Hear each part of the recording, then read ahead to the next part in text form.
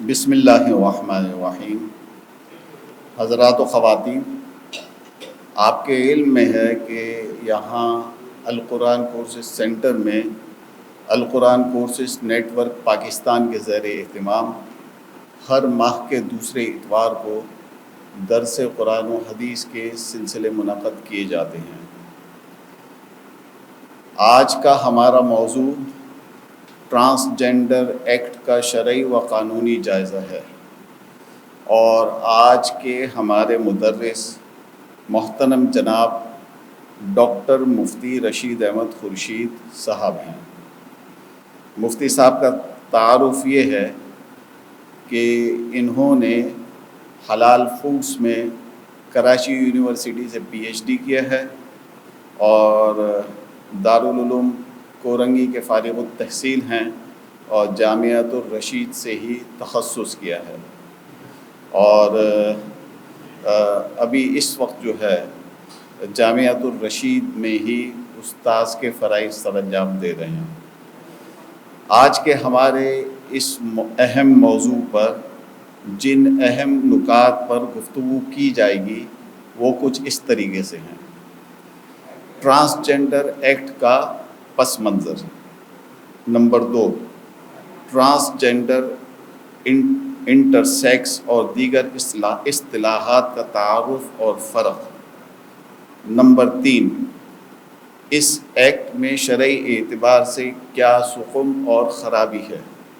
Number 4، اس act کی اصلاح یا تنسیخ کے لیے اب تک ہونے والی پیش رفت اور ہماری ذمہ داری۔ نمبر 5، تبدیلی جنس کی شرعی حیثیت۔ نمبر 6، خواجہ سراؤں کے حقوق قرآن و حدیث کی روشنی میں۔ میں جناب مفتی صاحب سے گزارش کروں گا کہ درس قرآن و حدیث کا آغاز فرمائیں۔ الحمدللہ رب العالمین والصلاة والسلام علی رسولہ محمد خاتم النبیین وإمام المتقین وقائد الغر المحجلین وعلى آلہ وأصحابہ اجمعین، اما بعد فاعوذ باللہ من الشیطان الرجیم، بسم اللہ الرحمن الرحیم۔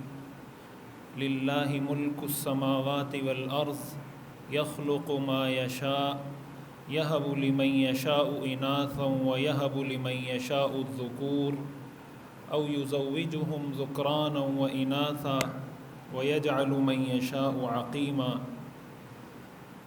وعن ابن عباس رضی اللہ تعالی عنہ قال لعن رسول اللہ صلی اللہ علیہ وسلم المخنثین من الرجال والمترجلات من النساء۔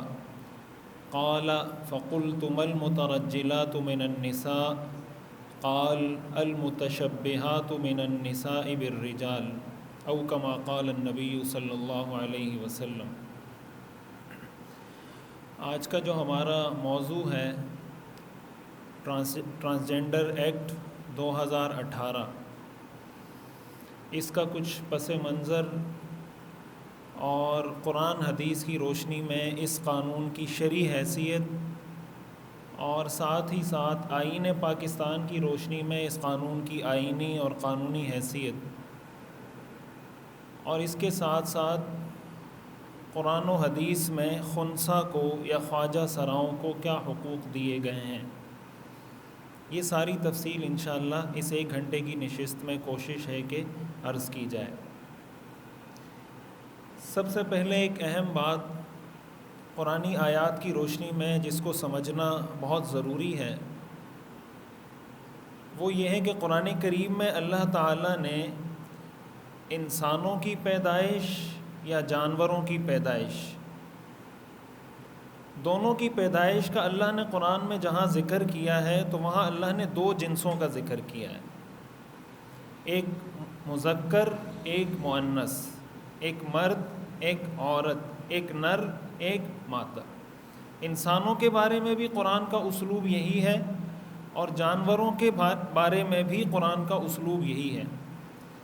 قرآن کریم سورۃ الشورى کی آیت نمبر 49 اور 50، 49 اور 50، اللہ تعالیٰ فرماتے ہیں للہ ملک السماوات والارض، اللہ ہی کے لیے ہے زمین اور آسمان کی بادشاہت، یخلق ما یشاء، جو اللہ چاہتا ہے پیدا کرتا ہے، یہب لمن یشاء اناثا، جس کو اللہ چاہتا ہے بیٹی دیتا ہے، وَيَهَبُ لِمَن يَشَاءُ الذُّكُورَ، اور جس کو اللہ چاہتا ہے بیٹا دیتا ہے، اَوْ يُزَوِّجُهُمْ ذُكْرَانًا وَإِنَاثًا، یا اللہ بیٹا اور بیٹی دونوں کسی کو عطا کر دیتے ہیں، وَيَجْعَلُ مَن يَشَاءُ عَقِيمًا، اور جس کو اللہ چاہتا ہے بانجھ کر دیتا ہے، یعنی نہ اس کو اللہ بیٹا دیتا ہے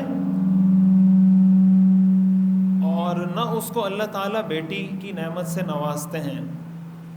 اب یہاں پر قرآن کریم میں اللہ تعالیٰ نے جو انسانوں میں اپنی مخلوقات کو جن کیٹیگریز میں تقسیم کیا ہے وہ ہے اناث اور ذکور، یعنی اس کو اگر آپ اردو میں کہیں مؤنث اور مذکر، مرد یا عورت، میل اور فیمیل۔ قرآن کریم سورۃ النبا کی آیت نمبر 8 میں اللہ تعالیٰ ارشاد فرماتے ہیں وَخَلَقْنَاكُمْ أَزْوَاجًا، کہ ہم نے تمہیں جوڑے جوڑے پیدا کیا۔ اب جوڑے کا مطلب یہی ہے کہ مرد کے ساتھ عورت کی جوڑی ہے اور عورت کے ساتھ مرد کی جوڑی ہے۔ اسی کے ساتھ ساتھ سورۃ النجم کی ایک آیت ہے، اللہ تعالیٰ ارشاد فرماتے ہیں وَأَنَّهُ خَلَقَ الزَّوْجَيْنِ الذَّكَرَ وَالْأُنثَىٰ، کہ اللہ نے زوجین کو پیدا کیا، یعنی جوڑے کی دو شخصیات کو پیدا کیا۔ اور وہ دو شخصیات جوڑے کی کیا ہے، یعنی کن دو لوگوں سے مل کر جوڑا بنتا ہے، الذکر والانثیٰ، ان میں سے ایک مرد ہے اور دوسرا عورت ہے۔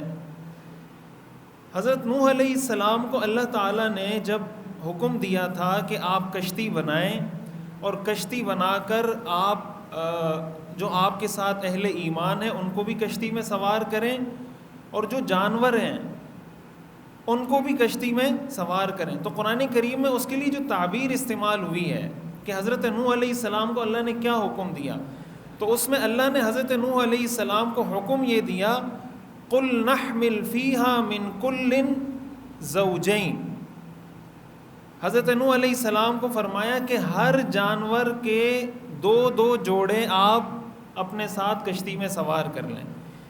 یعنی مثال کے طور پر کوئی بھی جانور آپ لیتے ہیں جو اس زمانے میں موجود تھے، تو اس جانور کا نر اور اس جانور کا مادہ وہ آپ اپنے ساتھ اس کشتی میں سوار کر لیں۔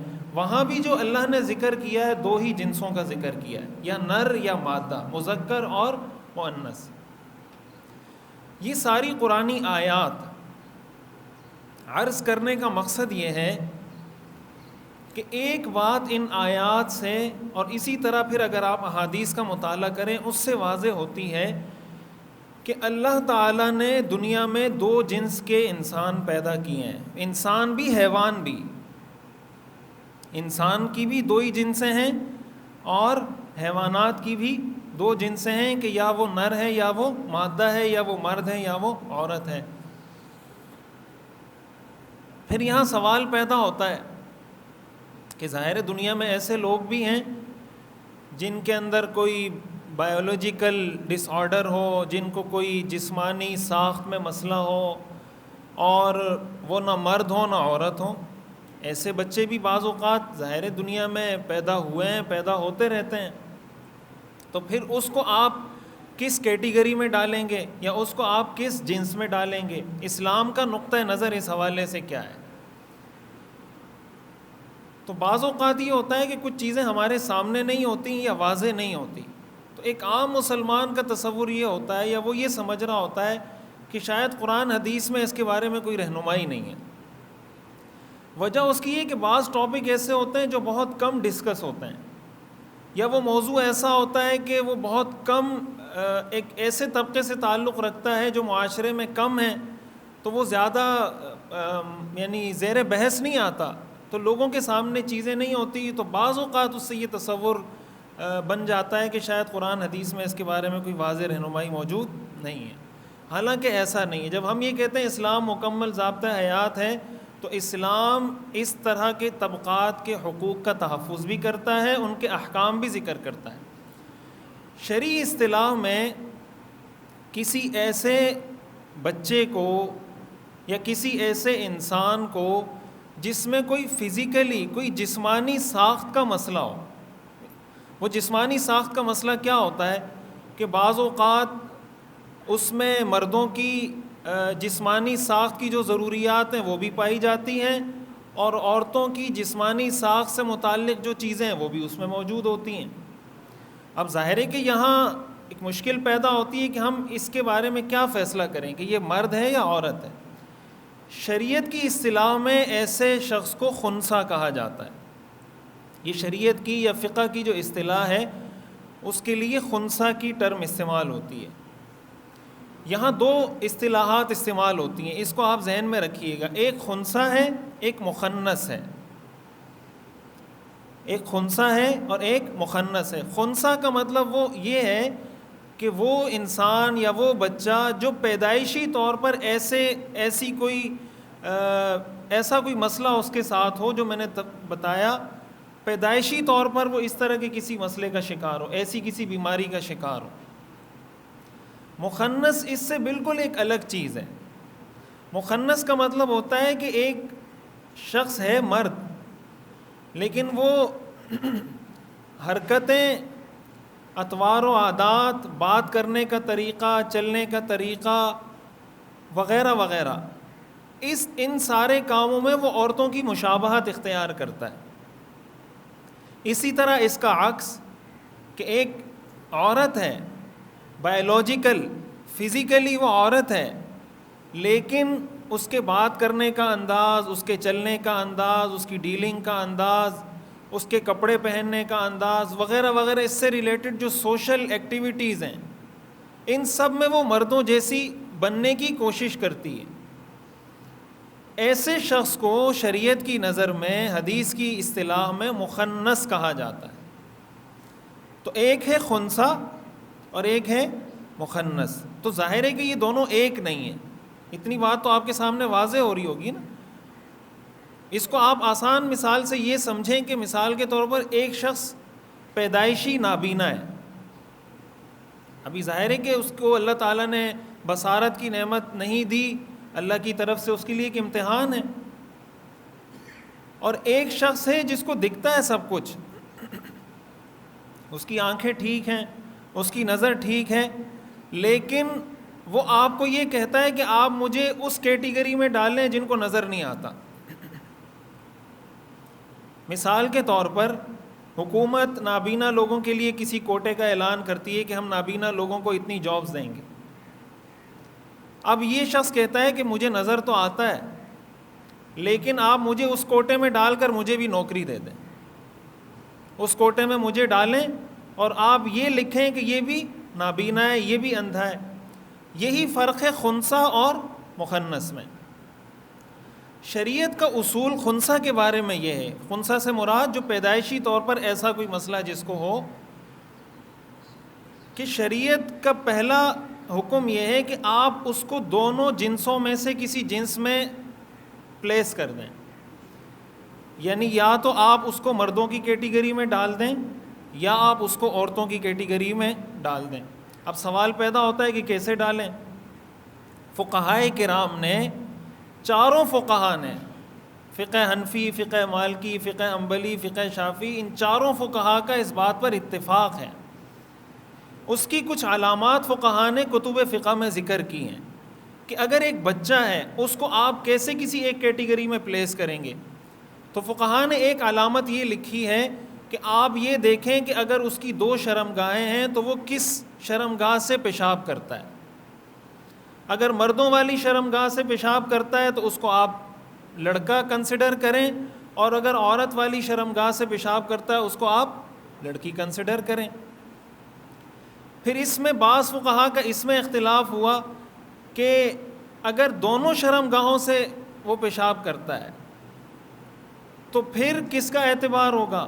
اس میں فقہا نے لکھا کہ جس شرمگاہ سے وہ پہلے پیشاب کرتا ہے، یعنی مردوں والی شرمگاہ سے مثال کے طور پر اس نے پہلے پیشاب کیا، عورت والی شرمگاہ سے دوسرے نمبر پر کیا، تو اس میں جو پہلا ہوگا اس کا اعتبار ہوگا. پھر فقہا نے اس کو بھی ڈسکس کیا ہے. یہ میں آپ کے سامنے یہ وضاحت اس لیے کر رہا ہوں تاکہ آپ کے سامنے پورا پس منظر شرعی نقطہ نظر واضح ہو کہ یہ کوئی ایسا موضوع نہیں ہے جس کو فقہاء نے یا دین نے چھوڑ دیا اور اس کو ڈسکس نہ کیا ہو. اور یہ جو باتیں میں آپ کو بتا رہا ہوں یہ چاروں فقہاء کی متفق علیہ کتب کے اندر یہ باتیں موجود ہیں. پھر اس میں فقہاء کا اختلاف ہوا کہ اگر ایک شرمگاہ سے وہ زیادہ پیشاب کرتا ہے, ایک شرمگاہ سے وہ کم پیشاب کرتا ہے, تو آیا کثرت اور قلت کو بھی معیار بنایا جا سکتا ہے یا نہیں, کہ جس سے زیادہ مقدار میں پیشاب ہو اس کیٹیگری میں ہم اس کو پلیس کریں. اس میں پھر فقہاء کا اختلاف ہوا. ایک تو یہ طریقہ فقہاء نے ذکر کیا ہے, یہ فقہاء نے طریقہ ذکر کیا ہے بلوغت سے پہلے, جب تک بچہ بالغ نہ ہوا ہو, بچہ یا بچی جب وہ بالغ ہو جائے اس وقت اس کی کچھ اور چیزیں بھی فقہاء نے ذکر کی ہیں.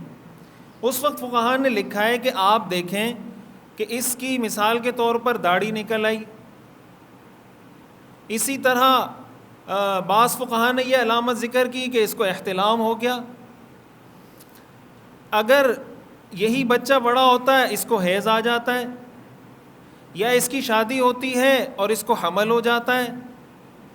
تو اس طرح کی وہ علامات جو مردوں کی خصوصیت ہیں یا وہ علامات جو عورتوں کی خصوصیت ہیں, اگر یہ علامات اس کے اندر واضح ہو جاتی ہیں تو بلوغت کے بعد اس کو معیار بنا لیں گے. مثال کے طور پر بچہ تھا اور اس کے اندر یہ دونوں ہی فزیکلی یا جسمانی اعتبار سے یہ دونوں علامات اس کے اندر موجود تھیں, لیکن جب وہ بچہ بڑا ہوا تو اس کو حیض آ گیا. اب اس کو آپ عورتوں والی کیٹیگری میں پلیس کر دیں گے, اس پر سارے احکام عورتوں کے جاری ہوں گے, مردوں کا کوئی حکم اس پر جاری نہیں ہوگا. اسی طرح مردوں کے احکام کی مثال کے طور پر اس کی داڑھی نکل آئی, یا جو مردوں کی خصوصی علامات ہیں جسمانی وہ اس میں موجود ہیں, یا اس کی شادی ہوئی اور اس کی اولاد ہو گئی, تو یہ ساری علامات اس بات کی ہیں کہ یہ کیا ہے, مرد ہے. یہ ساری تفصیل عرض کرنے کا مقصد یہ ہے کہ قرآن میں جو اللہ نے یہ فرمایا نا کہ ہم نے دو جنس پیدا کی ہیں, مذکر یا مؤنث, فقہاء نے یہ لکھا ہے کہ جنس دنیا میں دو ہی ہیں, تیسری کوئی جنس دنیا میں موجود نہیں ہے. جو تیسری جنس ہے وہ در حقیقت تیسری جنس نہیں ہے, وہ ہمارے سامنے مشتبہ ہے. اللہ کی نظر میں وہ مشتبہ, یعنی اللہ کی نظر میں تو وہ یا عورتوں کی کیٹیگری میں جائے گا شرعی نقطہ نظر سے, یا وہ مردوں کی کیٹیگری میں جائے گا. اچھا, بعض اوقات یہ ہوتا ہے کہ یہ دونوں چیزیں اتنی مکس ہو جاتی ہیں کہ اس میں یہ دونوں علامات ایک ہی وقت میں پائی جا رہی ہیں. ایسا بھی دنیا میں ہو سکتا ہے, فقہاء نے اس کے احکام بھی ذکر کیے ہیں, جس کو خنثی مشکل کہا جاتا ہے. فقہ کی اصطلاح میں ایسے شخص کو خنثی مشکل کہتے ہیں. خنثی مشکل کا مطلب یہ کہ اس کا معاملہ مشکل ہے, یعنی اس کے اندر عورتوں کی بھی ساری علامات پائی جا رہی ہیں, مردوں کی بھی ساری علامات پائی جا رہی ہیں. اس کے بارے میں بھی فقہاء نے یہ لکھا ہے کہ در حقیقت یہ ہے دونوں میں سے ایک, یعنی حقیقت میں. اور یہ جو ساری باتیں میں آپ سے مزید عرض کرتا ہوں, آج کی جدید سائنس نے اس بات کو پروو کیا ہے, اس پر میں بعد میں آتا ہوں. فقہاء نے یہ لکھا ہے کہ اگر کوئی خنثی مشکل ہے نا, وہ بھی در حقیقت یا مرد ہے یا عورت ہے. مشکل وہ ہمارے اعتبار سے ہے کہ ہمارے پاس یا ایسا کوئی آلہ نہیں ہے, یا ایسا کوئی ٹیسٹ نہیں ہے, یا ایسا کوئی طریقہ نہیں ہے, کوئی ایسا میکینزم نہیں ہے جس کے ذریعے ہم پہچان سکیں. اور فقہاء نے اس کی بڑی عجیب مثال لکھی ہے. انہوں نے کہا کہ اگر کوئی آدمی قسم کھا لے کہ میں نہ کسی مرد سے ملوں گا نہ کسی عورت سے ملوں گا, آج کے دن میں نہ کسی مرد سے ملاقات کروں گا نہ کسی عورت سے ملاقات کروں گا, اور اس دن وہ کسی خنثی مشکل سے ملاقات کر لیتا ہے. میں یہ بتا رہا ہوں کہ فقہاء نے کتنی ڈیپتھ میں جا کے ڈسکس کیا ہے اس کو. کسی نے قسم کھائی کہ میں آج کے دن نہ کسی مرد سے ملاقات کروں گا نہ کسی عورت سے ملاقات کروں گا. اب اس نے کسی مرد سے بھی ملاقات نہیں کی اور عورت سے بھی ملاقات نہیں کی, لیکن کسی خنثی مشکل سے ملاقات اس کی ہو گئی, سلام دعا ہو گئی. تو اب سوال پیدا ہوتا ہے کہ ایسے آدمی کی قسم ٹوٹ گئی یا نہیں ٹوٹی؟ تو فقہاء نے لکھا ہے اس کی قسم ٹوٹ گئی. کیوں قسم ٹوٹی؟ حالانکہ یہ تو مرد یا عورت، یہ تو خنثی مشکل ہے. فقہا نے لکھا ہے اس لیے اس کی قسم ٹوٹی کہ حقیقت میں یہ یا مرد ہے یا عورت ہے، یہ دونوں نہیں ہو سکتا. اس لیے کہ قرآن میں اللہ تعالیٰ نے جہاں بھی ذکر کیا ہے اللہ نے الذکر والانثی، مرد اور عورت کا ذکر کیا ہے. تو اللہ کی نظر میں یہ دونوں میں سے ایک ہی ہے. ہمارے سامنے ہمارے پاس وسائل، آلات، ٹیسٹ، اسباب نہ ہونے کی وجہ سے معاملہ مشکل ہے. اب یہ تو ساری تفصیل میں نے آپ کے سامنے عرض کی فقہی نقطہ نظر سے کہ فقہا نے اس پورے معاملے کو کس طریقے سے ڈسکس کیا ہے. آج کی جدید سائنس، جو جدید میڈیکل سائنس ہے، اس کو اگر آپ سٹڈی کریں وہ اسی نتیجے پر پہنچی ہے کہ دنیا میں کوئی تیسری جنس موجود نہیں ہے. اور اس کے لیے جو مختلف ٹیسٹ کیے جاتے ہیں، ظاہر ہے آپ کسی ڈاکٹر کے پاس کوئی جاتا ہے تو اس کی ہسٹری ڈاکٹر چیک کرتا ہے، پھر اس کو ظاہر ہے کہ فزیکلی اس کو ٹیسٹ کرتا ہے، پھر جو دیگر ٹیسٹ ہیں مثلا الٹرا ساؤنڈ ہے، ڈی این اے کے ذریعے ٹیسٹ کرتے ہیں. اس کا ایک اور ٹیسٹ آتا ہے کیروٹائپنگ، ایک مخصوص ٹیسٹ ہے جو اسی مقصد کے لیے کیا جاتا ہے. تو سائنس یہ کہتی ہے کہ اگر کسی انسان میں اس کے کروموسومز کے اندر وائی موجود ہیں تو وہ مرد ہے. اب اس کے ساتھ ایکس 1 ہو، 2 ہو، 3 ہو، اس سے فرق نہیں پڑتا، وہ مرد ہوگا. اور کسی انسان کے کروموسومز میں اگر وائی نہیں ہے تو 1 ایکس ہو، 2 ایکس ہو، 3 ایکس ہو، وہ عورت ہے، وہ مرد نہیں ہے. اب دنیا میں میڈیکل سائنس یہ کہتی ہے کہ کوئی انسان ایسا نہیں ہے کہ جس کے اندر جو بھی انسان ہوگا اس میں یا وائی کروموسومز ہوں گے یا پھر ایکس ہوں گے یا دونوں ہوں گے. تو جب دونوں آ گئے وہ مرد ہے، وائی ایکس جمع ہو گئے تو وہ مرد ہے. اور اگر وائی نہیں ہے ایکس ہے تو وہ عورت ہے. لہٰذا کوئی تیسری جنس دنیا میں ایگزسٹ نہیں کرتی. ہاں ہمارے اعتبار سے، انسانوں کے اعتبار سے وہ جنس ایگزسٹ کرتی ہے. یعنی بعض اوقات جیسے میں نے آپ کو بتایا کہ یا تو ہم ان کو عورتوں کی کیٹیگری میں ڈالیں گے شرعی نقطہ نظر سے، یا مردوں کی کیٹیگری میں ڈالیں گے، اور یا وہ خنثی مشکل ہوگا. پھر ظاہر ہے آپ کو اس کے احکام بھی چاہیے.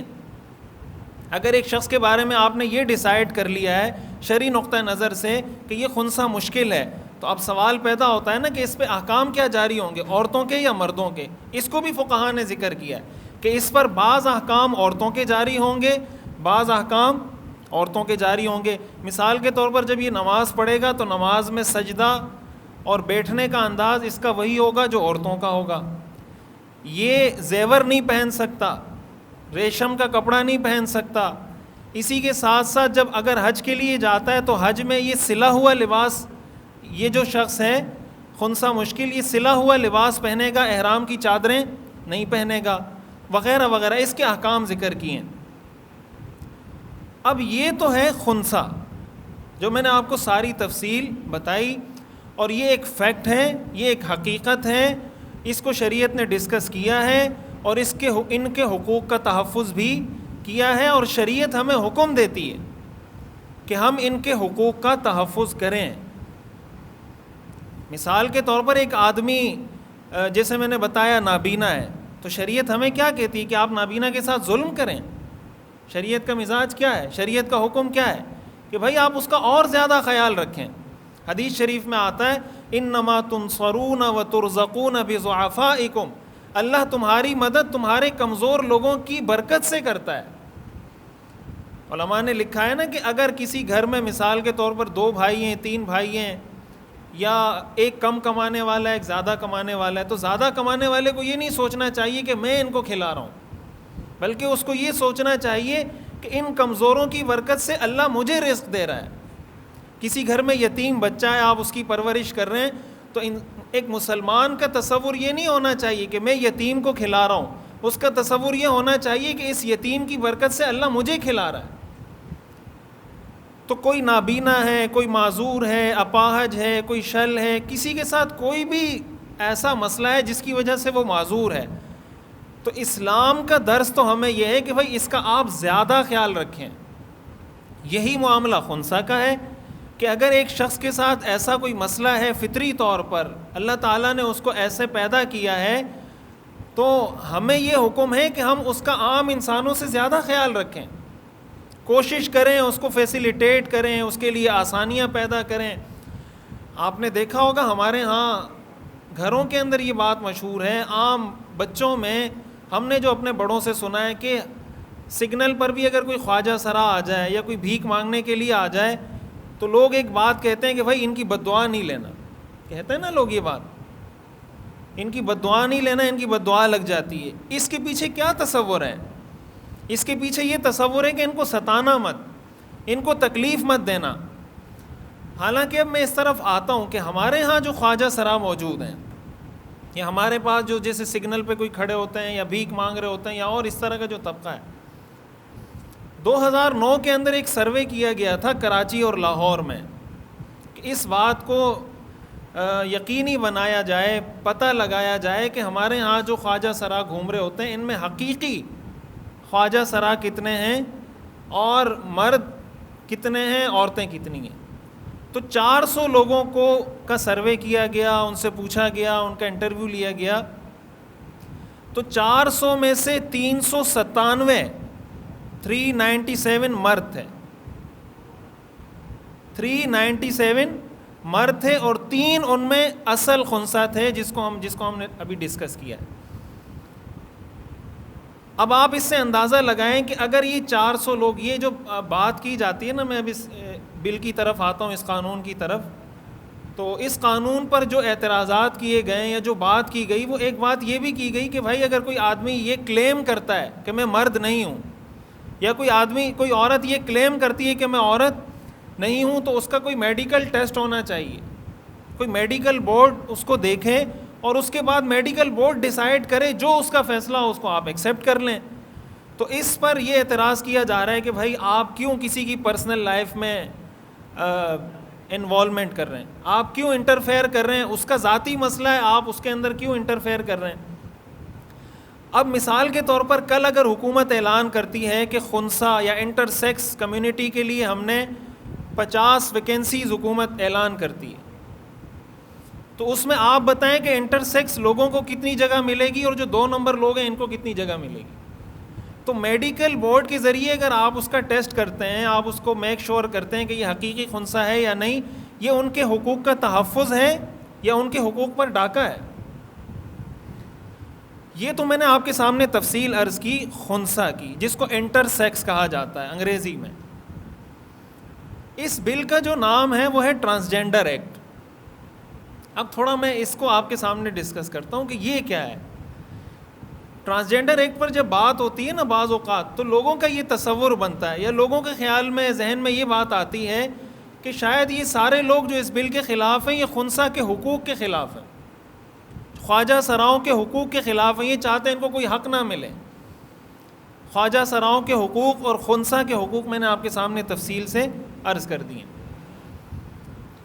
اب آتے ہیں ٹرانسجینڈر کی طرف۔ ٹرانس آپ جانتے ہیں انگریزی میں تبدیلی کو کہتے ہیں اور جینڈر جنس کو کہتے ہیں۔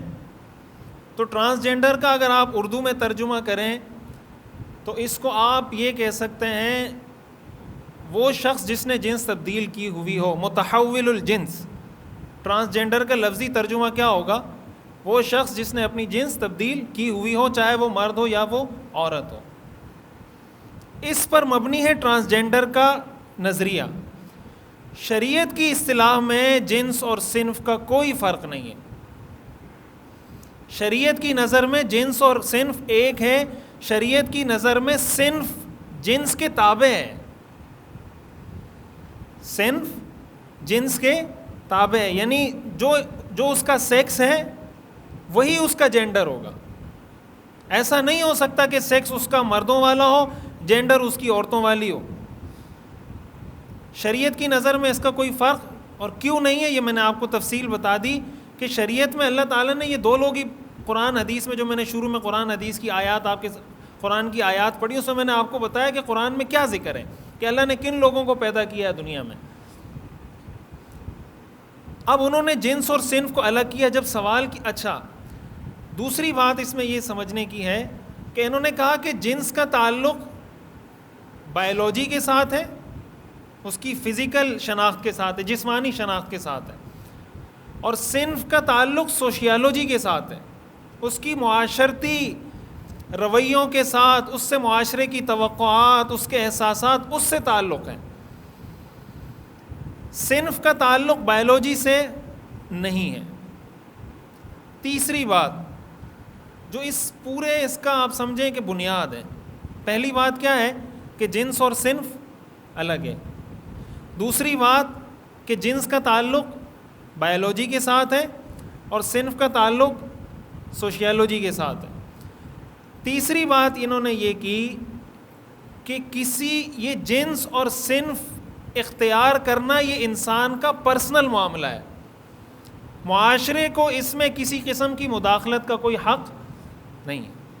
یعنی کوئی آدمی کہتا ہے کہ میری جنس یہ ہے اور میری صنف یہ ہے تو آپ کو تسلیم کرنا پڑے گا۔ کوئی عورت کہتی ہے میری جنس عورتوں والی ہے، میری صنف مردوں والی ہے، آپ کو تسلیم کرنا پڑے گا۔ یہ اس کا پرسنل مسئلہ ہے، معاشرے سے اس کا کوئی تعلق نہیں ہے۔ یہ تین باتیں ہیں جس کی بنیاد پر یہ سارا قانون، یہ جو اصطلاح ہے، یہ وضع کی گئی ہے۔ اب یہاں پر ظاہر ہے کہ جب آپ نے اس کی جنس اور صنف الگ کر دی، اچھا اس قانون میں اب سوال یہ پیدا ہوتا ہے کہ شرعی قباحتیں کیا ہیں۔ میں آپ کو نمبر وار بتا دیتا ہوں کہ شرعی قباحتیں اس قانون میں کیا ہیں اور ہمیں مشکلات اس سے کیا درپیش ہیں، دینی لحاظ سے، شرعی لحاظ سے، خاندانی لحاظ سے، معاشرتی لحاظ سے۔ سب سے پہلی بات یہ ہے کہ اسلام نے جنس کی تعیین کا حق انسان کو نہیں دیا۔ یہ میرے اختیار سے باہر کی چیز ہے کہ میں یہ تعین کروں کہ میں مرد ہوں یا عورت ہوں۔ حدیث شریف میں آتا ہے، صحیح مسلم کی حدیث ہے، رسول اللہ صلی اللہ علیہ وسلم نے ارشاد فرمایا کہ جب بچہ ماں کے پیٹ میں ہوتا ہے تو 42 دن جب اس کے پورے ہو جاتے ہیں تو اللہ تعالیٰ فرشتے کو بھیجتے ہیں اور فرشتے کو حکم دیتے ہیں کہ وہ یہ لکھے تقدیر میں کہ یہ شقی ہوگا، بدبخت ہوگا یا سعادت مند ہوگا، لڑکا ہوگا یا لڑکی ہوگی، وغیرہ وغیرہ۔ یہ ساری چیزیں اس حدیث میں تفصیل سے موجود ہیں کہ 42 دن پورے ہونے کے بعد اللہ تعالیٰ یہ طے کر دیتا ہے۔ اور حیرت کی بات یہ کہ آج کی جدید میڈیکل سائنس یہ بات کہتی ہے کہ جب بچہ ماں کے پیٹ میں ہوتا ہے تو 7ویں ہفتے میں اس کی جنس متعین ہو جاتی ہے۔ اس کی جو داخلی تولیدی اعضاء ہیں، مثال کے طور پر رحم ہے، جو اس کے داخلی تولیدی اعضاء ہیں وہ 7ویں ہفتے میں بن جاتے ہیں۔ جو خارجی اعضاء ہیں جسمانی وہ 12ویں ہفتے میں بنتے ہیں، لیکن جو داخلی جس کا تعلق جنس کے ساتھ ہوتا ہے کہ اس مثال کے طور پر عورت ہے تو اس میں ظاہر ہے کہ جو رحم ہے، جو اس کی عورتوں کی جسمانی خصوصیات ہیں وہ اس کے اندر طے کر دی جاتی ہیں۔ اس سے کیا پتہ چلا کہ اللہ تعالیٰ نے یہ بات اپنے اختیار میں رکھی ہے کہ کون لڑکا ہوگا اور کون لڑکی ہوگی۔ پہلی بات یہ۔ دوسری بات، قرآن کریم سورہ نساء کی آیت نمبر 119 ہے، اللہ تعالیٰ ارشاد فرماتے ہیں وَلَأُضِلَّنَّهُمْ وَلَأُمَنِّيَنَّهُمْ وَلَآمُرَنَّهُمْ فَلَيُبَتِّكُنَّ آذَانَ الْأَنْعَامِ وَلَآمُرَنَّهُمْ فَلَيُغَيِّرُنَّ خَلْقَ اللَّهِ۔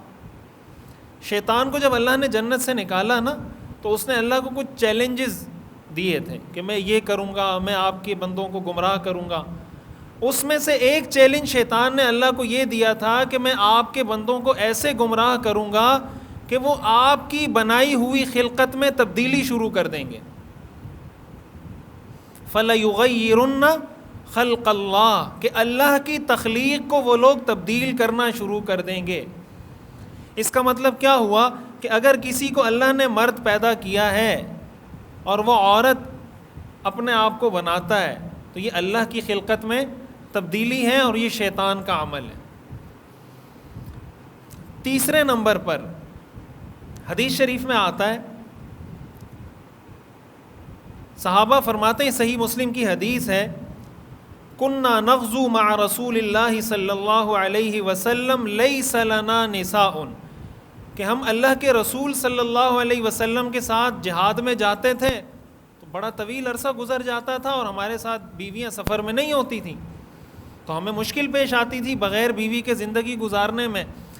تو ہم نے حضور سے پوچھا الا نستخسی، یا رسول اللہ ہم اپنے آپ کو خسی کر دیں، یعنی جو ہماری مردانہ خواہشات ہیں وہ ختم ہو جائیں، اس لیے کہ ہم میدان جہاد میں ایک طرف ہم نے جہاد کرنا ہے، دوسری طرف ہماری جو مردانہ خواہشات ہیں ہمیں اس کے لیے ظاہر بیوی چاہیے، بیوی ہے نہیں، تو کیا آپ ہمیں اس چیز کی اجازت دیتے ہیں کہ ہم اپنے آپ کو خسی کر دیں؟ فنہانا عن ذالک، رسول اللہ صلی اللہ علیہ وسلم نے فرمایا اس کی اجازت نہیں ہے.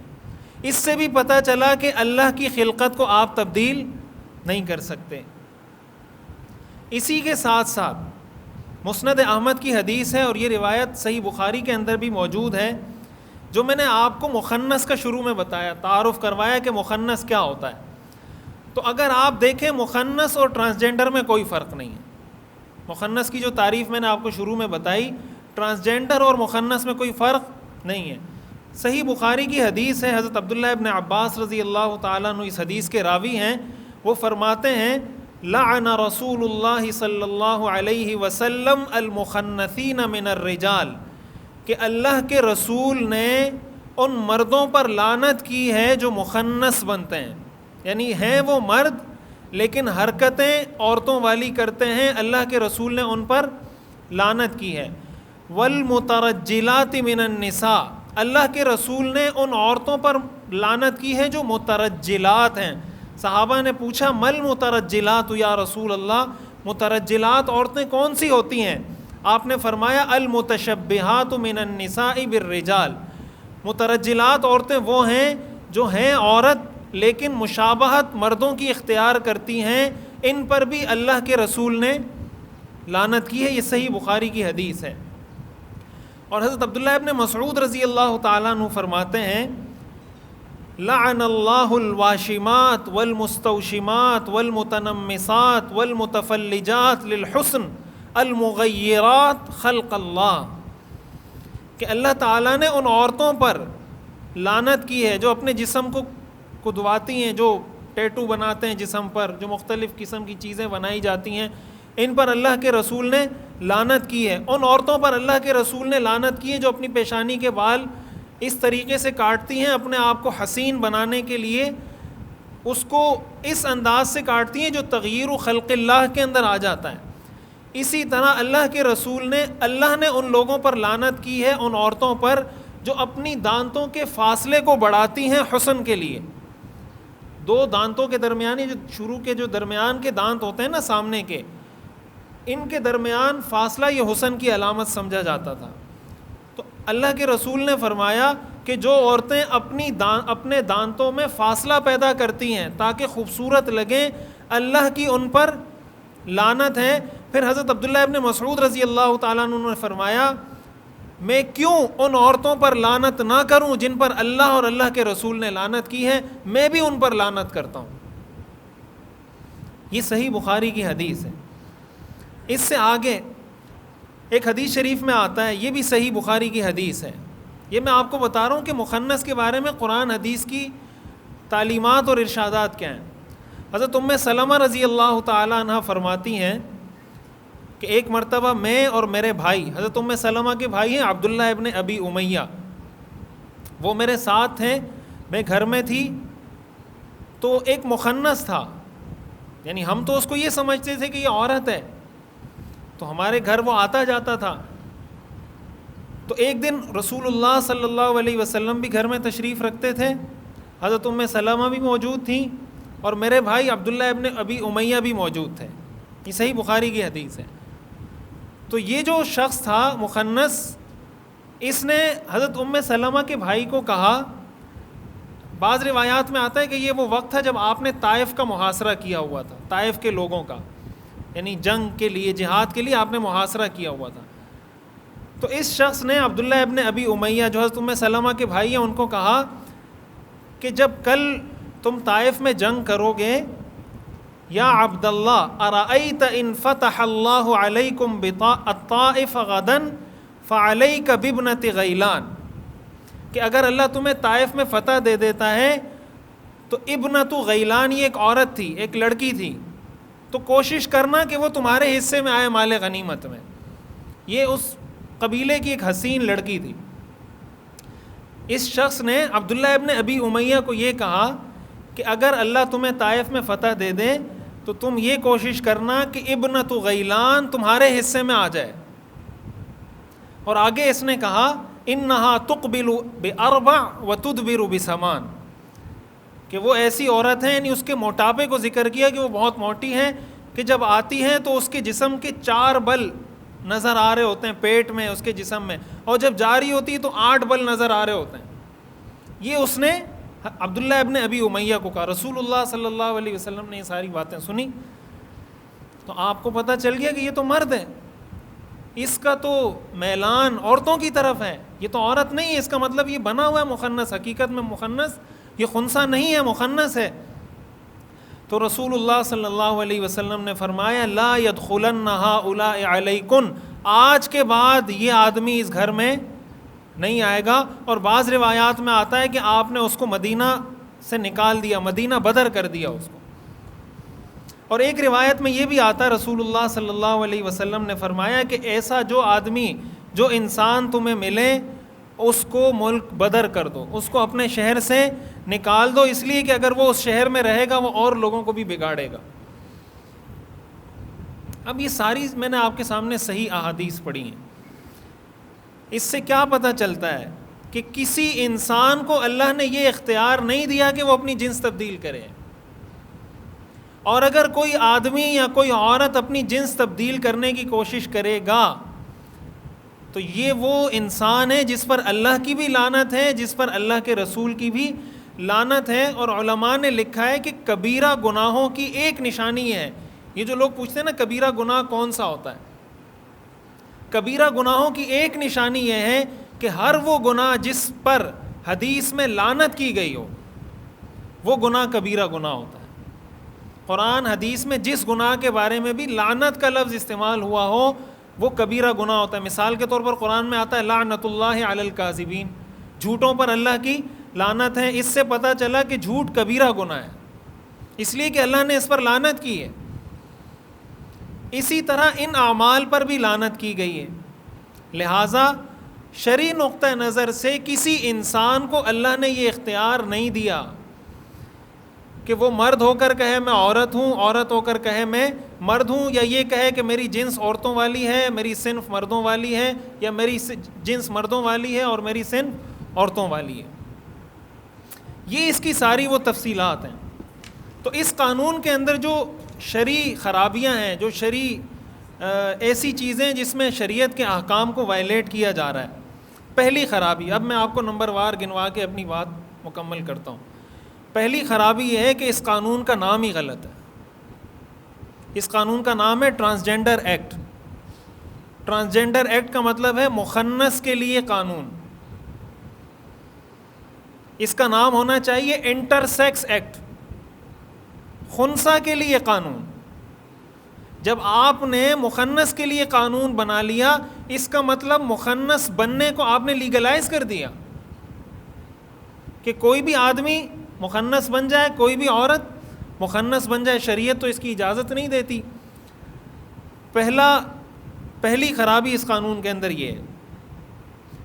دوسری خرابی، ٹرانسجینڈر کا لفظ انہوں نے استعمال کیا اور کہا کہ یہ قانون ہم نے خنثی کے لیے بنایا ہے، لیکن اس کی تعریف میں نے آپ کو بتایا کہ دو ان لوگوں کو شامل کیا گیا ہے جو خنثی نہیں ہے.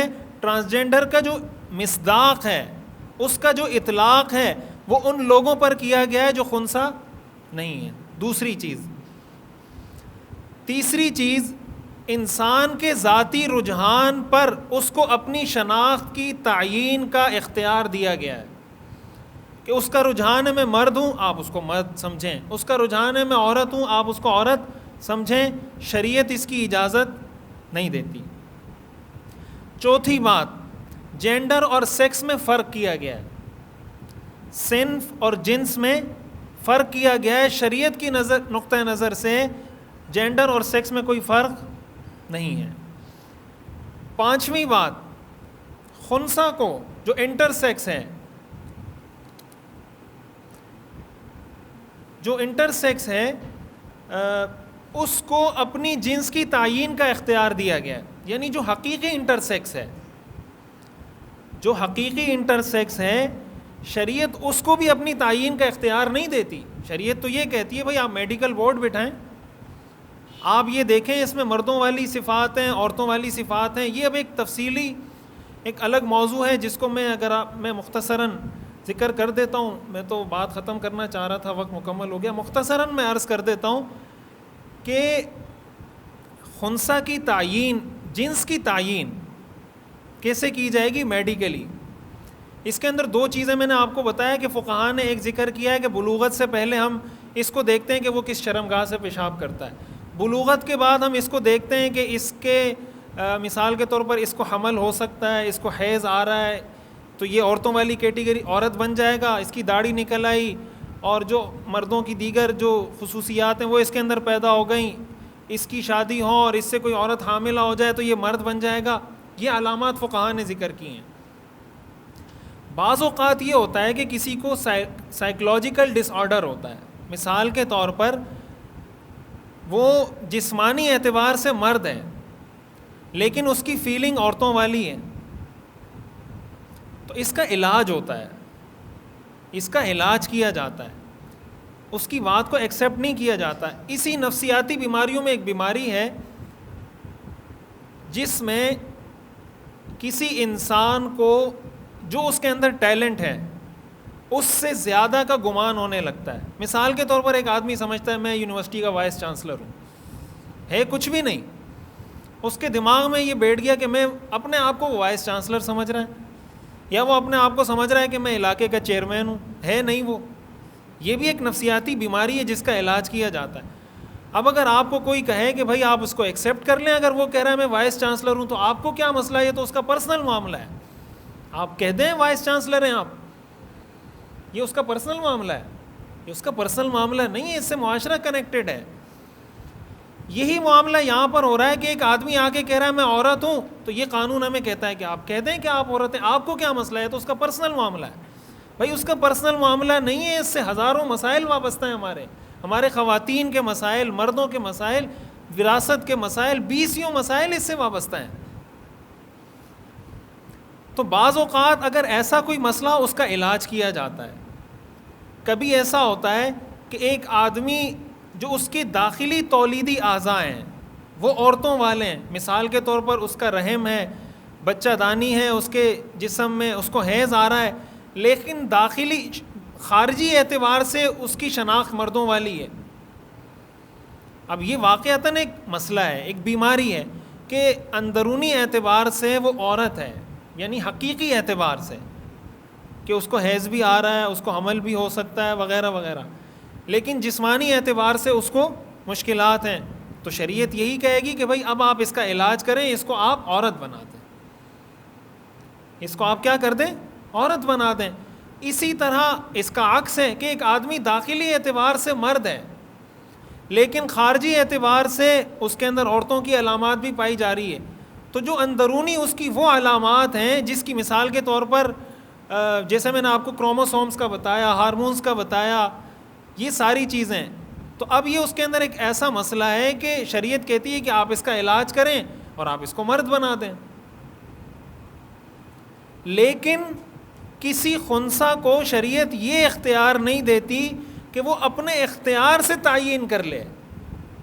مثلا کوئی خنثی ہے، کسی کی فزیکلی اس کے دونوں اعضاء موجود ہیں، تو کیا شریعت اس بات کی اجازت دیتی ہے کہ وہ چاہے تو اپنے آپ کو مرد لکھوا لے، چاہے تو اپنے آپ کو عورت لکھوا لے؟ شریعت اجازت نہیں دیتی. شریعت یہ کہتی ہے آپ میڈیکل بورڈ بٹھائیں، میڈیکل بورڈ دیکھیں، ٹیسٹ کریں، ڈی این اے جو اس کے کیرو ٹائپنگ جو بھی ٹیسٹ ہیں وہ سارے کرنے کے بعد وہ ڈکلیئر کرے کہ یہ مرد ہے یا عورت ہے. اس قانون کے اندر جو 5ویں خرابی ہے وہ یہ ہے کہ خنثی کو اپنی جنس کی تعیین کا اختیار دیا گیا ہے کہ انٹر سیکس اپنے بارے میں جو کہہ دیں آپ کو وہ ایکسیپٹ کرنا پڑے گا، حالانکہ شرعی نقطہ نظر سے یہ بات ٹھیک نہیں ہے. 6 نمبر پر نکاح کا مسئلہ ہے. اگر آپ نے مرد کو عورت ڈکلیئر کر دیا، اس کا مطلب کیا ہوا کہ یہ مرد سے شادی کر سکتا ہے. بہت سارے لوگ یہ کہہ رہے ہیں نا کہ قانون میں تو کہیں نہیں لکھا ہوا ہم جنس پرستی، وہ علماء کو کہتے ہیں آپ لوگوں کے دماغ میں فطور ہے، آپ لوگوں کو جناب ہر چیز میں اس طرح کی الٹی سیدھی چیزیں سوج رہی ہوتی ہیں، کہاں لکھا ہوا ہے اس میں ہم جنس پرستی؟ تو بھائی اس بل میں لکھا ہوا ہے کہ جس جنس میں اس نے اپنے آپ کو تبدیل کیا اس کو وہ تمام قانونی حقوق حاصل ہوں گے جو اس جنس کو حاصل ہوتے ہیں، اس کو وہ تمام قانونی حقوق حاصل ہوں گے جو اس جنس کو، تو وہ تو عورت کی جنس ہے تو عورت کا حق نہیں ہے شادی کرنا، تو اس کو حاصل نہیں ہوگا۔ یہ اس کے اندر بہت بڑا مسئلہ ہے۔ اسی پر پھر میراث کا مسئلہ مرتب ہوتا ہے کہ اس کو میراث میں آپ کیا حق دیں گے؟ وہ اصل میں مرد تھا، اس نے قانوناً اپنے آپ کو عورت لکھوا دیا تو عورت والی میراث ملے گی، عورت تھی مرد لکھوا لیا تو مرد والی میراث ملے گی۔ اسی کے ساتھ ساتھ ایک مسئلہ اس میں یہ ہے کہ کسی بھی انسان کو آپ اپنی جنس کے خلاف اظہار کا حق دے رہے ہیں، یہ اظہار بھی شرعی نقطہ نظر سے ناجائز ہے۔ یعنی ایک آدمی مرد ہے لیکن وہ مثلاً عورتوں والے کپڑے پہنتا ہے تو شرعی نقطہ نظر سے یہ حرام ہے۔ مرد ہیں عورتوں والے کپڑے پہنے، یا جناب وہ کہے کہ میں وہ پہنوں گا، ہار پہنوں گا، لاکٹ پہنوں گا، بالیاں پہنوں گا، شرعی نقطہ نظر سے مرد کے لیے یہ کیا ہے؟ حرام ہے۔ اس قانون کے تحت آپ کسی بھی انسان کو اپنی جنس کے خلاف دوسری جنس کے اظہار کا حق دے رہے ہیں جو شرعی نقطہ نظر سے، اور یہ جو ساری چیزیں شرعی نقطہ نظر سے ناجائز ہیں اس کا مطلب یہ آئینی طور پر بھی ناجائز ہیں۔ پاکستان کا آئین یہ بات کہتا ہے کہ یہاں کوئی قانون خلاف قرآن و سنت نہیں بن سکتا۔ جب یہ چیز قرآن حدیث کے خلاف ہے اس کا مطلب یہ آئین کے بھی خلاف ہے، تو آپ قرآن و حدیث کو بھی وائلیٹ کر رہے ہیں، آپ آئین پاکستان کو بھی وائلیٹ کر رہے ہیں۔ اسی کے ساتھ ساتھ ایک اور خرابی اس کے اندر کہ نادرا نے کچھ ریگولیشنز میں ترامیم کی ہیں اپنی، اس میں نادرا نے 3 جنسوں کا اضافہ کیا ہے۔ پہلے تو میل اور فیمیل 2 کیٹیگریز تھیں، اب نادرا نے 3 مزید کیٹیگریز کا اضافہ کیا ہے۔ اس میں ایک ہے میل یونک، ایک ہے فیمیل یونک اور ایک ہے یونی سیکس، یعنی جس کو آپ یہ کہہ لیں کہ اگر اردو میں اس کا ترجمہ کریں کہ ایسا مرد جو خصی ہو یا ایسی عورت جو خصی ہو، اور یونی سیکس ماورائے جنس جس کی ان چاروں میں سے بھی کوئی جنس نہ ہو۔ یعنی نادرا اس وقت اس کے پاس 5 جنسیں ہیں کہ وہ کسی بھی پاکستانی شہری کو ان 5 جنسوں میں سے کوئی بھی جنس الاٹ کر سکتا ہے، اور اس کی ڈیمانڈ اور اس کے مطالبے اور کلیم پر، بس بغیر کسی میڈیکل بورڈ کی رپورٹ کے، بغیر کسی میڈیکل بورڈ کی کنفرمیشن اور ویریفیکیشن کے، نادرا اس بات کا پابند ہے کہ وہ اس کو جاری کرے۔ میں نے آپ کو بتایا کہ شریعت اس چیز کی اجازت نہیں دیتی، یہ نادرا نے ریگولیشنز کی ہیں، اور جیسے میں نے آپ کو بتایا کہ یہ ریگولیشنز ہونے کے بعد 28,000 لوگ اپنی جنس تبدیل کروا چکے ہیں، اگرچہ بعد میں اس سے نادرا نے کہا کہ ہم سے کلیریکل غلطی ہوئی ہے اور الفاظ کی غلطی ہوئی ہے، اور ہم نے جو آپ کو ڈیٹا دیا تھا وہ صحیح نہیں دیا تھا، لیکن سینیٹر مشتاق صاحب وہ ظاہر ایک آفیشیل سینیٹر ہیں، آفیشیل ہیں، انہوں نے ان سے آفیشیلی یہ ڈیٹا منگوایا ہے۔ اور جیسے اسی میں ایک بات میں آخری بات یہ عرض کر دیتا ہوں کہ ایک بات یہ بھی کی جا رہی ہے اس قانون کے حوالے سے کہ اس قانون کے تحت جو رولز بنے ہیں، ایک قانون ہوتا ہے، ایک اس قانون کے قواعد و ضوابط ہوتے ہیں۔ تو یہ قانون تو پاس ہوا تھا 2018 میں مسلم لیگ کی حکومت کے آخری دنوں میں، اس وقت پاس ہوا تھا۔ اس کے رولز بنے پی ٹی آئی کی حکومت میں، جو ہیومن رائٹس کی منسٹری ہے، اس منسٹری نے اس کے رولز بنائے۔ اس کے اندر اتنی واہیات اور بیہودہ رولز ہیں نا کہ میں یعنی وہ بیان نہیں کر سکتا۔ اس قانون کے تحت جو رولز بنائے گئے، میرے پاس اس کی پرنٹڈ کاپی بھی موجود ہے، پی ڈی ایف میں بھی میرے پاس موجود ہے، کہ آپ اگر وہ رول پڑھیں گے آپ حیران ہو جائیں گے کہ کیا کیا انہوں نے لکھ دیا ہے رولز میں۔ ایک بات جو میں بتانا چاہتا ہوں وہ یہ کہ اس میں یہ بات کی جا رہی ہے کہ رولز میں یہ لکھا ہوا ہے کہ نادرا اس کو ایکس شناختی کارڈ جاری کرے گا۔ یہ تو کہیں نہیں لکھا ہوا کہ آپ اس کو یا میل بنا دیں یا فیمیل بنا دیں، رولز میں یہ لکھا ہوا ہے۔ تو اس کو بھی اچھے طریقے سے سمجھنے کی ضرورت ہے۔ دیکھیں رولز اور لا کے اندر جو سپریم ہوتا ہے نا وہ لا ہوتا ہے. لا پارلیمنٹ پاس کرتی ہے, رولز کوئی بھی کمیٹی جو منسٹری کے انڈر آتی ہے وہ بناتی ہے, اس کے لیے پارلیمنٹ کی یا سینٹ کی منظوری کی ضرورت نہیں ہوتی. لا آپ کو اجازت دیتا ہے, اس میں باقاعدہ مینشن ہے کہ سیلف پرسیو جینڈر آئیڈینٹی یہ اس کا رائٹ ہے.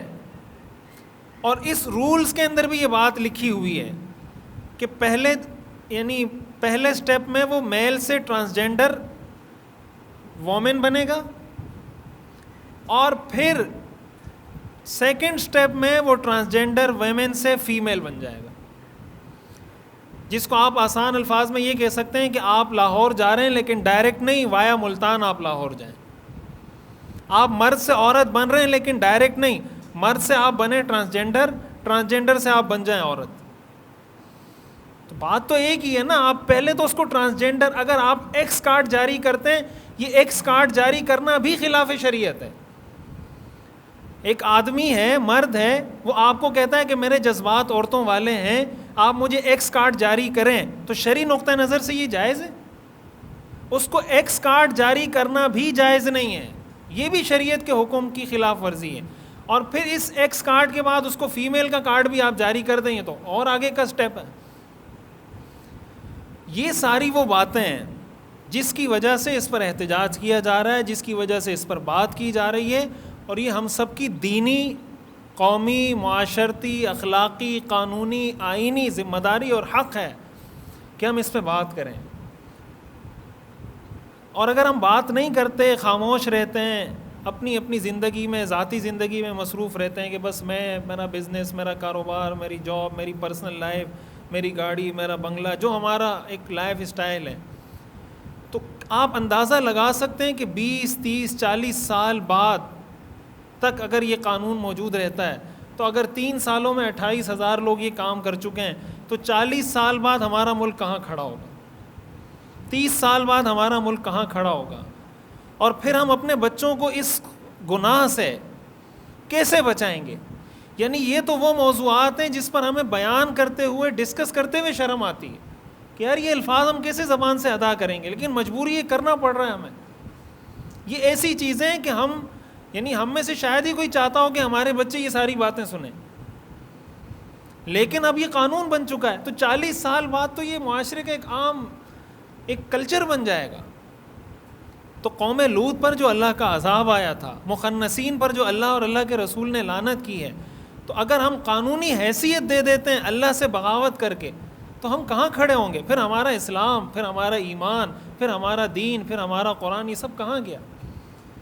اس لیے ہم سب کی ذمہ داری ہے کہ اپنی کیپیسٹی کے اندر جو ہم کر سکتے ہیں. میں چند باتیں آپ کو بتا سکتا ہوں. ایک بنیادی بات یہ کہ سوشل میڈیا پر اس کے خلاف آواز اٹھانی چاہیے.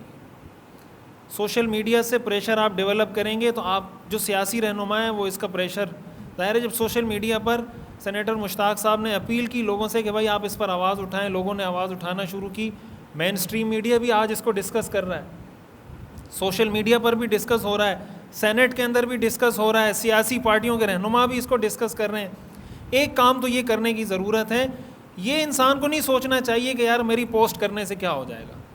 جن کی اپروچ ہے ان تک, ان سے ملیں اور ان کو کہیں کہ بھائی آپ کا ووٹ اس قانون کے خلاف جانا چاہیے, اس کے حق میں نہیں جانا چاہیے, نہیں تو کل آپ دوبارہ ہمارے پاس ووٹ مانگنے کے لیے آئیں گے, ہم نہیں دیں گے آپ کو ووٹ.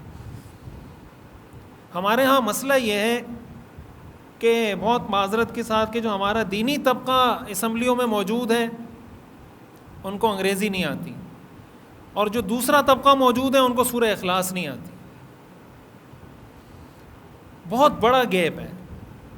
وہ انگریزی, اچھا اس قانون کے بارے میں ایک یہ بھی کیا گیا کہ اس قانون کی جب اردو میں ٹرانسلیشن کی گئی اور وہ سب ممبران کو دیا گیا, تو اس قانون کی ٹرانسلیشن میں جو ٹرانسجینڈر کی میں نے آپ کو 3 ڈیفینیشنز بتائیں, وہ 2 ڈیفینیشنز ہیں ہی نہیں ٹرانسلیشن میں. تو جس نے اس قانون کو اردو میں پڑھا اس کو تو اس میں کوئی مسئلہ نظر نہیں آ رہا. سینیٹر مشتاق صاحب کہہ رہے تھے, میں نے ان سے پوچھا کہ بھائی یہ قانون انگریزی میں کچھ ہے, اردو میں کچھ ہے, تو کہا یہ ہم سے غلطی ہو گئی. ہم اصل میں ترجمہ کرنے والے سے غلطی ہو گئی. یہ ساری غلطیاں ہو رہی ہیں, نادرہ سے بھی غلطی ہو رہی ہے, ان سے بھی غلطی ہو رہی ہے. یہ ہماری ذمہ داری ہے کہ ہم اپنے سیاسی, سارے مسلمان ہیں نا ہمارے جو سیاسی رہنما, ان کو ہم اس بات کا پابند کریں, ان سے ملیں, ان تک اپروچ کریں, اس کے لیے لابنگ کریں, اس پہ بات کریں, اس کو ڈسکس کریں, اور عوام پبلک اپنی پاور کو سمجھے اور اس کو استعمال کرے اللہ اور اللہ کے رسول کے احکام پر عمل کرنے کے لیے. اللہ تعالی ہمیں سمجھنے اور عمل کرنے کی توفیق عطا فرمائے. جزاکم اللہ. مفتی صاحب بڑی شاندار گفتگو کی, بڑی سیر حاصل گفتگو تھی آپ کی, اور آپ نے اس کے شرعی اور قانونی جائزہ لینے کا حق ادا کیا ماشاءاللہ. ایک سوال و جواب کی نشست بھی ہم منعقد کرتے ہیں. جن لوگوں کے ذہنوں میں کوئی سوالات ہوں وہ تحریری طور پر کیے جا سکتے ہیں. ہمارے 2 ساتھی کھڑے ہوئے ہیں, آگے آ جاؤ یار, ذرا آگے آ جاؤ بھائی جان, آؤ. یہ جن حضرات کو سوال نامے چاہیے ہوں وہ اپنے سوال نامے ذرا لکھ لیں, اور سوال نامے پر اپنے سوالات لکھ لیں, اور مفتی صاحب سے ہم اس حوالے سے سوالات کر لیتے ہیں. پہلی بات. دوسرا اہم اعلان یہ ہے کہ ہمارا اگلا درس قرآن و حدیث 13 نومبر کو ہوگا, اتوار 13 نومبر کو, ٹھیک 1 ماہ کے بعد. اور ایک اور گزارش یہ ہے کہ ہمارے القرآن کورسز کے ایک ساتھی ہیں عبدالرشید صاحب, ان کے تایا کا کل انتقال ہوا ہے, تو ان کی مغفرت کے لیے ہمیں دعا کرنی ہے. ایک سوال یہ پوچھا ہے کہ قانون تو 2018 میں پاس ہوا ہے, مگر اس وقت اتنا احتجاج کیوں نہیں ہوا؟ بس یہ تو ہمیں بھی اس پر شکوہ بھی ہے, شکایت بھی ہے کہ 2018 میں پاس ہوا, ہمیں تو پتہ ہی نہیں چلا. اصل میں ہوا یہ ہے, سینیٹر مشتاق صاحب سے میری بات ہوئی تھی اس موضوع پر, تو وہ بتا رہے تھے کہ یہ سینٹ میں جس دن پاس ہوا ہے نا, اس دن سینٹ کے 50% ممبران ریٹائر ہو رہے تھے, اور قومی اسمبلی میں یہ جس دن پاس ہوا ہے وہ اس دن قومی اسمبلی کا آخری لاسٹ سیشن تھا یا سیکنڈ لاسٹ سیشن تھا. تو ان دنوں میں اس کو پاس کیا گیا, اور جب یہ پاس قومی اسمبلی میں پیش کیا گیا تو جمعیت علماء اسلام کی MNA تھی نعیمہ کشور صاحبہ, انہوں نے اس پر آواز اٹھائی کہ بھائی آپ اس کو اسلامی نظریاتی کونسل بھیجیں, یہ قانون ہمیں شریعت سے متصادم معلوم ہوتا ہے. تو اس وقت کے جو اسپیکر تھے قومی اسمبلی ایاز صادق صاحب, انہوں نے کہا کہ نہیں بھائی, اس پر ہاؤس کا اتفاق موجود ہے, لہٰذا ہم ووٹنگ کر لیتے ہیں, تو اگر ہاؤس کی طرف سے رائے آئے گی تو ہم اسلامی نظریاتی کونسل یا کسی کمیٹی کو ریفر کریں گے, ادروائز ہم نہیں کریں گے. لوگوں سے پوچھا, لوگوں کو تو پتہ ہی نہیں تھا اور آخری سیشن تھا, تو کسی نے اس کی مخالفت نہیں کی, یہ بل پاس کر دیا گیا. جیسے میں نے آپ کو بتایا اس کے پیچھے ظاہر ایک طے شدہ ایجنڈا ہوتا ہے, انہوں نے جو قرضے لینے ہوتے ہیں یا جو بھی ریلیکسیشن ریلیف لینا ہوتا ہے, یہ تو بعد میں سینیٹر مشتاق صاحب کہہ رہے تھے, اور یہ مقبول جان صاحب نے اس میں بڑا کردار ادا کیا. وفاقی شرعی عدالت میں انہوں نے اس قانون کو باقاعدہ چیلنج کیا, وہ اس کی پیروی کر رہے ہیں. پھر سینیٹر مشتاق صاحب نے بھی اس کو چیلنج کیا, ابھی جمعیت علماء اسلام نے بھی اس کو چیلنج کیا. جو زیادہ عوامی شعور بیدار ہوا ہے وہ سینیٹر مشتاق صاحب نے عوام سے اپیل کی باقاعدہ. انہوں نے 2021 میں اس کے خلاف سینیٹ میں امینڈمنٹس جمع کروائیں, اور یہ جو میں نے آپ کو بتایا نا کہ یہ ساری چیزیں اس قرآن حدیث کے خلاف ہیں, انہوں نے کہا کہ یہ ساری چیزیں تبدیل کریں. اس کے بعد انہوں نے عوام سے, علماء سے اپیل کی کہ آپ اس پہ بات کریں, ہمیں پتہ چلا تو پھر آواز اٹھائی گئی ہے. تو یہ ساری صورتحال ہوئی ہے. 2-3 سوالات تو یہی ہیں جو میں نے بتایا نا کہ یہی پوچھا ہے کہ 2018 میں پاس ہوا تو ابھی کیوں سارے ایکٹیو ہوئے ہیں, تو میں نے آپ کو بتا دیا. ایک صاحب نے لکھا ہے مخنث اور خنثی کا فرق دوبارہ بتا دیجئے. یہ ریکارڈ ہو گیا انشاءاللہ, اس میں JTR میڈیا ہاؤس پر درس قرآن اور القرآن کورسز, ان سارے پیجز پر انشاءاللہ پورا تفصیل سے آپ اس کو دوبارہ سن سکتے ہیں. ٹرانسجینڈر کی ہسٹری کے بارے میں بھی میں نے کچھ بتایا ہے, رسول اللہ صلی اللہ علیہ وسلم کے دور میں کیا تھا اس کو میں نے تفصیل سے بتایا ہے کہ صحیح بخاری اور دیگر احادیث کی روشنی میں. تو ابھی دوبارہ بتانے کا وقت نہیں ہے, تو انشاءاللہ آپ اس میں سن لیں, پوری تفصیل موجود ہے اس میں. شرعی عدالت یا اعلیٰ ترین شرعی ادارے کا کیا کردار ہے؟ دیکھیں, شرعی عدالت کا اس میں بہت بڑا کردار ہے. یہ قانون منسوخ ہونے کی 2-3 صورتیں ہیں. ایک صورت صدارتی آرڈیننس کی ہے. صدارتی آرڈیننس کے ذریعے کسی بھی قانون کو معطل کیا جا سکتا ہے 90 دن کے لیے, اور پھر مزید صدر چاہے تو مزید 90 دن کے لیے معطل کر سکتا ہے. یہ صدر کو اختیار حاصل ہوتا ہے. ایک تو طریقہ یہ ہے. دوسرا طریقہ سینٹ میں امینڈمنٹ کا ہے کہ قومی اور سینٹ دونوں سے آپ اپنی ترمیمات منظور کرا لیں. اب یہ ایک مشکل چیلنج ہے کہ سینٹ میں ساری پارٹیاں، اب ظاہر ہے اس قانون کے حق میں ساری سیکولر پارٹیاں اس کے فیور میں، Muslim League, P T I, Peoples Party, M Q M, Muslim League, کاف، جتنی پارٹیاں سب اس کے حق میں ہیں. تو اب سینٹ اور قومی اسمبلی سے اس کی ترمیم منظور کروانا یہ خود ایک بہت بڑا چیلنج ہوتا ہے یا نہیں ہوتا. دوسرا طریقہ یہ ہے. اور تیسرا طریقہ جو بہت بہتر ہے لیکن اس میں مسئلہ یہ کہ بہت ڈیلے ہو جاتا ہے، وہ وفاقی شرعی عدالت ہے. تو آپ کو پتہ ہے کہ سود کا فیصلہ کوئی 30 سال بعد جا کے ہوا ہے، تو وہ بھی اس کو کالعدم قرار دے سکتا ہے. لیکن اب اس کی پروسیڈنگ میں کتنا ٹائم لگتا ہے اور ان تینوں طریقوں میں سے کس طریقے سے اس کو کیا جاتا ہے، اب یہ ہمارے سیاستدانوں کی اور جو بھی ہمارے پارلیمنٹ میں موجود حضرات ہیں ان کی ذمہ داری ہے. یہ ایک سوال ہے، ہر شخص اس اعتراض بغیر علم کے کیسے کرے؟ یہ مجھے سوال سمجھ نہیں آیا، اگر پوچھ لیں کیا مطلب ہے بغیر علم کے اعتراض؟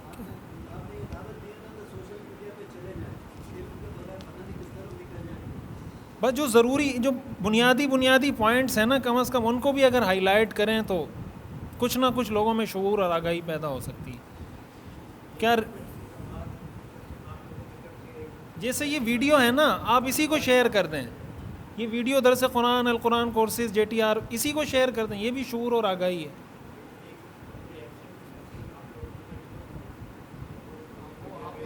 میسیجز بنے ہوئے ہیں الحمدللہ، علماء نے بہت ریکارڈ کروائے ہیں، بہت میسیجز ریکارڈ کروائے ہیں، میں نے بھی کروائے، تقریباً جتنے سوشل میڈیا پہ آنے والے علماء ہیں سب نے کروائے ہیں.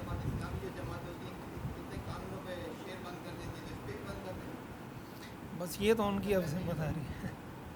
اچھا ایک سوال ہے، کیا ریکارڈ کی ہوئی اذان پر جماعت ہو سکتی ہے یا نہیں؟ ریکارڈ کی ہوئی اذان کا حکم اصل اذان کا نہیں ہوتا. ہاں متعلقہ نہیں. خنثی اور مخنث کی وضاحت آپ نے بیان کی، خواجہ سرا کی وضاحت بھی. خواجہ سرا ہمارے ہاں اردو کی ایک ٹرم ہے جو مغل بادشاہوں کے دور میں رائج ہوئی ہے. اب خواجہ سرا کی اصطلاح میں خنثی بھی آ جاتا ہے، مخنث بھی آ جاتا ہے. ہمارے ہاں تو جو بھی روڈ پر سگنل پر ہمیں مل رہے ہوتے ہیں ہم سب کو کہہ رہے ہوتے ہیں نا. تو خواجہ سرا آپ سمجھیں ایک عمومی اصطلاح ہے جس کی ذیل میں خنثی بھی آ جاتا ہے، مخنث بھی آ جاتا ہے. اس لیے اس قانون کے لیے جو بہتر لفظ ہے نا، وہ خواجہ سرا سے بھی بہتر لفظ وہ شریعت کی جو اصطلاح ہے خنثی کی، وہ استعمال کی جائے. وہ اسپیسیفک ہے جو میں نے آپ کو تعریف بتائی اس کے ساتھ. بس یہی سوالات تھے سارے. اللہم لک الحمد لا نحصی ثناء علیک انت کما اثنیت علی نفسک. اللہم صلی علی سیدنا و مولانا محمد وعلی آل سیدنا و مولانا محمد وبارک وسلم. ربنا آتنا فی الدنیا حسنہ وفی الآخرۃ حسنہ وقنا عذاب النار. ربنا لا تزغ قلوبنا بعد اذ ہدیتنا وہب لنا من لدنک رحمہ انک انت الوہاب. اللہم انفعنا بما علمتنا وعلمنا ما ینفعنا. یا اللہ ہم سب کے صغیرہ کبیرہ گناہوں کو معاف فرما. یا اللہ حاضرین مجلس میں جو موجود مرد خواتین ہیں، یا اللہ ان کی جو شرعی جائز حاجات ہیں، یا اللہ سب کی حاجات کو غیب کے خزانوں سے عافیت کے ساتھ پورا فرما. یا اللہ جو کچھ باتیں کہی گئیں، سنی گئیں، اس میں جو کمی کوتاہی ہو گئی، یا اللہ اس کو معاف فرما. اور یا اللہ جو درست اور صحیح بات ہے، یا اللہ اس کو اپنی بارگاہ میں قبول فرما. یا اللہ اس کو نافع بنا. یا اللہ ہمیں اس ملک میں اسلامائزیشن کے لیے، دین کے صحیح مفہوم کو عام کرنے کے لیے اپنا اپنا کردار نبھانے کی اور ادا کرنے کی توفیق عطا فرما. یہ ایک صاحب جن کا انتقال ہوا ہے، جن کے لیے دعا کی درخواست کی ہے، ان کے لیے دعا فرمائے اللہ تعالیٰ ان کی، یا اللہ ان کی کامل مغفرت فرما، کروٹ کروٹ راحت نصیب فرما، جنت الفردوس میں اعلیٰ مقام عطا فرما.